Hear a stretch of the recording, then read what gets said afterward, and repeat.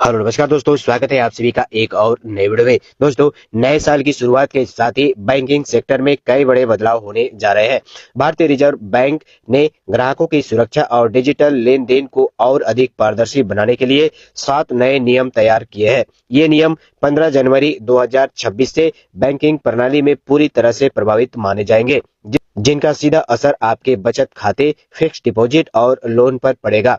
इन बदलावों का मुख्य उद्देश्य धोखाधड़ी को रोकना और ग्राहकों को मिलने वाली सुविधाओं को अधिक डिजिटल और सुलभ बनाना है। यदि आप एक बैंक खाता धारक हैं, तो इन नियमों को समझना आपके लिए अनिवार्य है, अन्यथा आपको लेन देन या खाता संचालन में भारी दिक्कतों का सामना करना पड़ सकता है। सरकार और आरबीआई की इन नई गाइडलाइन से न केवल बैंक की प्रणाली की बदलेगी, बल्कि आम आदमी की जेब और बैंकिंग की आदतों में सुधार भी होगा। आइए विस्तार से जानते हैं कि आखिर वे 7 बड़े बदलाव कौन है जो आपकी बैंकिंग लाइफ को प्रभावित करने जा रही है। पहला नियम है एक खाते में अब 4 नॉमिनी जोड़ने की सुविधा। अब तक बैंक खातों या फिक्स्ड डिपॉजिट में केवल 1 या 2 नॉमिनी रखने के ही प्रावधान था, लेकिन 15 जनवरी 2026 से आप अपने एक ही खाते में अधिकतम 4 नॉमिनी जोड़ सकेंगे। इससे खाता धारक की मृत्यु के बाद उत्तराधिकारियों को पैसा मिलने की प्रक्रिया बहुत आसान हो जाएगी और कानूनी विवादों में कमी आएगी।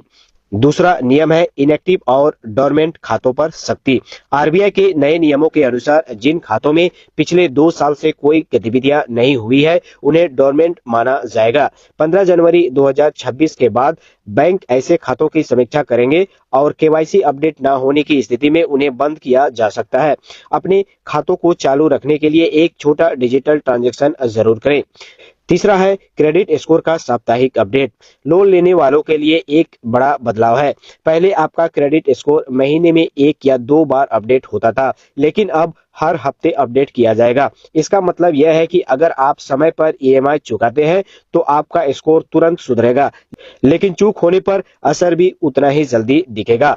चौथा नियम है मिनिमम बैलेंस और पेनल्टी के नए नियम। अक्सर बैंक न्यूनतम बैलेंस न रखने पर भारी जुर्माना वसूलते थे। नए अपडेट के अनुसार बैंक अब मनमाना जुर्माना नहीं ले पाएंगे। जुर्माना उतना ही होगा जितना ग्राहक को सेवाएं दी जा रही है। साथ ही जुर्माना काटने से पहले बैंक को ग्राहक को अलर्ट मैसेज भेजना अनिवार्य है। पांचवा नियम है डिजिटल बैंकिंग और सुरक्षा। डिजिटल फ्रॉड को रोकने के लिए आरबीआई 2 फैक्टर ऑथेंटिकेशन को और सख्त कर रही है। अब बड़े डिजिटल लेन देन के लिए बायोमेट्रिक या रिक्स आधारित सत्यापन की आवश्यकता हो सकती है। यूपीआई और नेट बैंकिंग के जरिए होने वाले फ्रॉड पर लगाम लगाने के लिए बैंकों को नए सुरक्षा मानकों को अपनाना होगा। छठा नियम है फिक्स्ड डिपॉजिट मैच्योरिटी नियम। यदि आपकी फिक्स्ड डिपॉजिट मैच्योर हो जाती है और आप पैसा नहीं निकालते या उसे रिन्यू नहीं कराते, तो अब उस पर पुरानी ऊंची ब्याज दर नहीं मिलेगी। अब ऐसी स्थिति में बैंक आपको केवल सेविंग अकाउंट की दर से या तय दर से ब्याज देंगे। इसलिए समय पर अपनी एफडी का प्रबंधन कराना जरूरी है। सातवां नियम है अनिवार्य पैन आधार लिंकिंग और केवाईसी। बैंकिंग सेवाओं का निर्बाध लाभ उठाने के लिए बैंक और आधार को लिंक करना अनिवार्य है। जिन खाता धारकों ने 31 दिसंबर 2025 तक यह प्रक्रिया पूरी नहीं की है, उनके खाते 15 जनवरी 2026 से आंशिक रूप से प्रतिबंधित किए जा सकते हैं। केवाईसी अपडेट के लिए अब आप वीडियो कॉल या बैंकिंग ऐप का इस्तेमाल कर सकते हैं।